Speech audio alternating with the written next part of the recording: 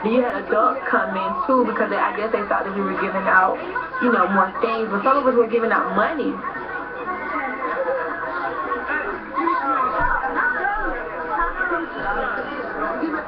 But it was amazing because they weren't really worried about the money, some of them. They were all swarmed around the pencil.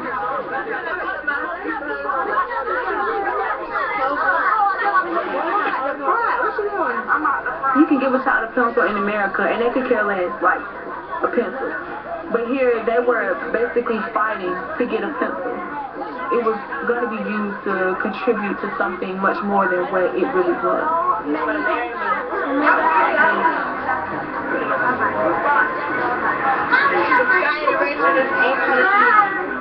Coming over here to the continent has really opened my eyes and helped me gain an abundance of perspectives about life and about the way that I should live my life. And one of those is to not judge someone based on the way that my world looks.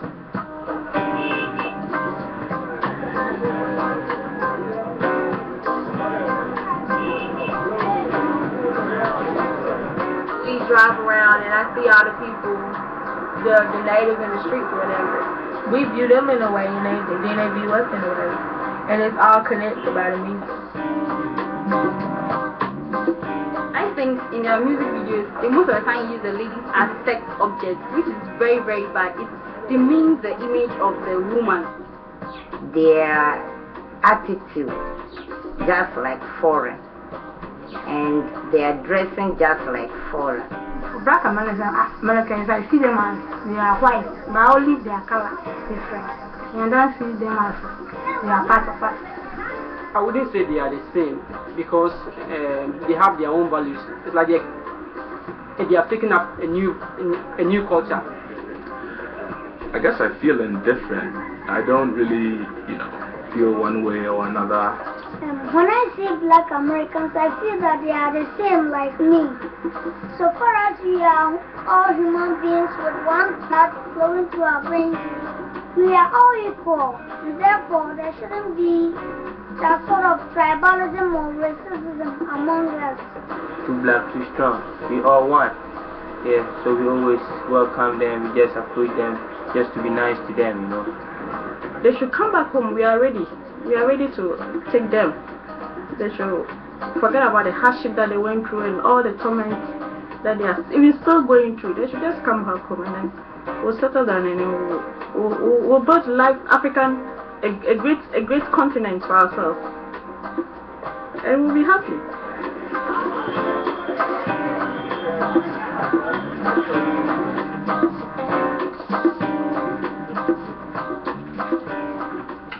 After seeing how important the Simple Pimps could be to the youth over here, we wanted to do something to help out, and we knew just the place to go.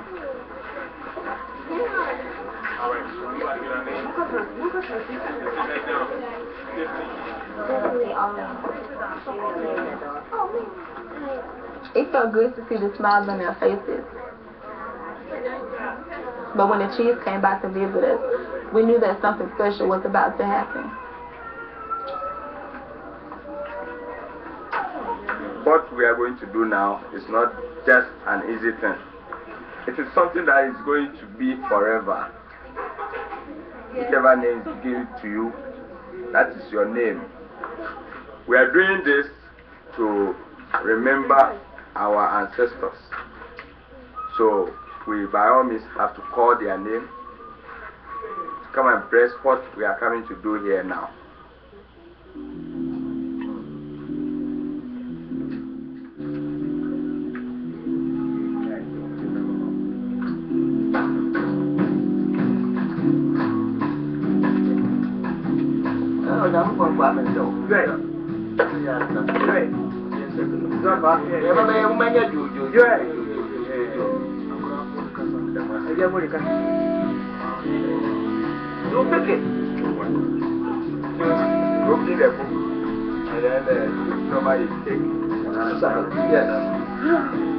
You are go fish it.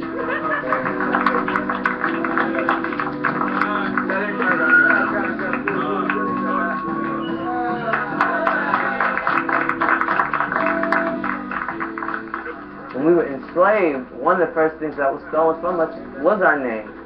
And I think that going back to Ghana and being named and being accepted into the village and being accepted into being part of the community is very monumental. It's very, important.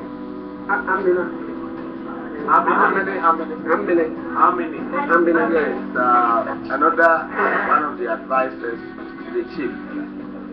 So she's a very great lady. It was like being born again. I mean, that's just one of the first steps to reclaiming my identity, to reclaiming our identity. To actually be given an African name was something, I think, a gift not only to me, not only to Habesha, but to our ancestors. To come back after so many hundreds of years. I guess they have hope that day will come when we can rename ourselves.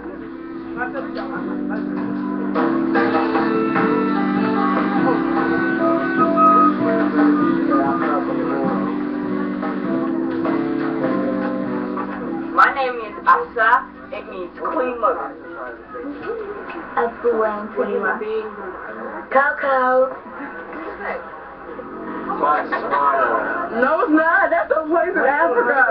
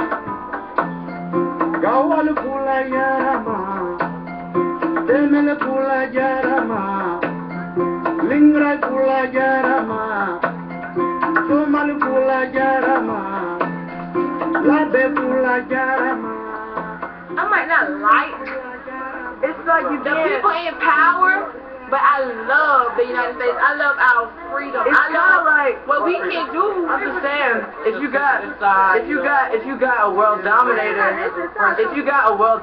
and you're living like right there, it's like you're in the belly of the beast and you got a bully. I And you love like the hanging out with them. We can sit and complain about the United States all we want to, but then let's somebody really get up there and try to change it. We're going to continue to complain about it. The rest of the world is looking at U.S. and us like, dang, we want to get y'all because y'all done put all this on us. So when you surviving in a system that's totally based on destruction, you got to make sure that you just got to make sure that you're separate from it. You got to make that clear in the beginning.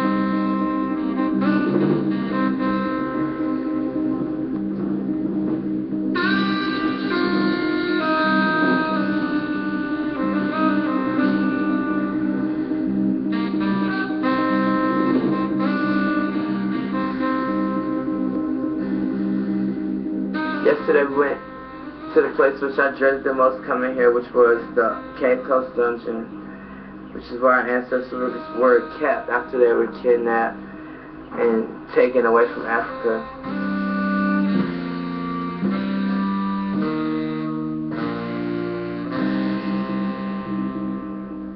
It had to go all the way up to us being at the dungeons before it really clicked that you're returning somewhere that you've been stolen from. It's like that clicks when you are at the scene of the crime.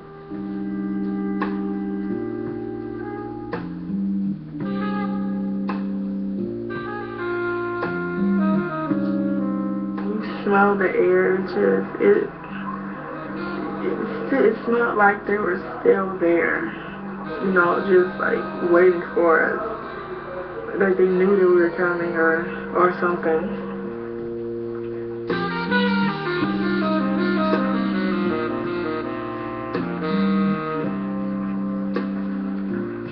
The slave dungeon to me is a kind of a personal experience, and it's a connection that I felt with me and the ancestors, because I was thinking about me one day out, you know, getting food for my family, and someone just coming, and here I am in this dungeon, you know, and I'm on a ship and I'm in a strange land.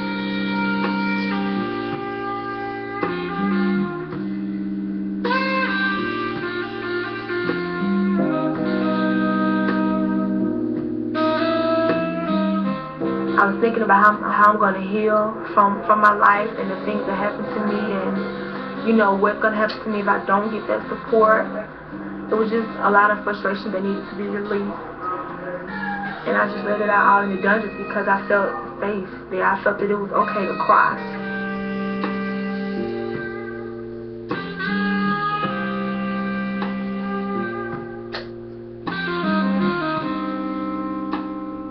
It's a place where a lot of atrocities happen, and in a place like that, to be able to go and lay your burdens down and be able to express your deepest emotions makes it real easy for you to leave very positive and very ready to move on and do whatever work you need to do.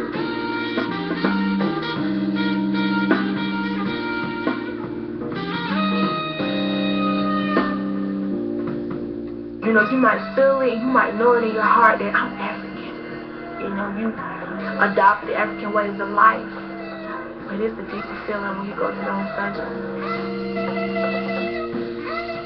You begin to understand and comprehend why we have such a long way to go and why we have come such a long way, why Africa is in the condition that it's in.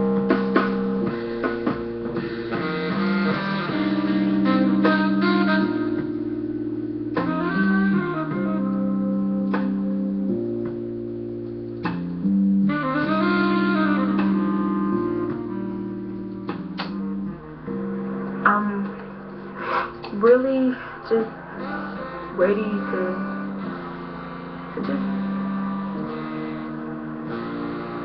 just go, you know. I am, but then I'm not, because I know that, you know, we're over here to serve a purpose, to break stereotypes, to help, to educate, to learn, to gain knowledge, to do so many things, but I just miss my family. I miss my friends, I miss my way of life.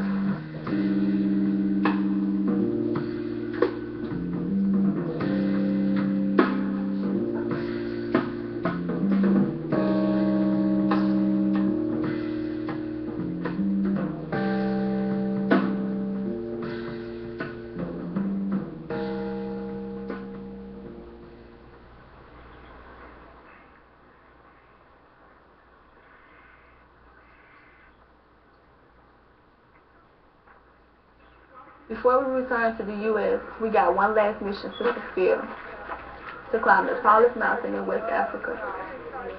We've been through too much to stop now.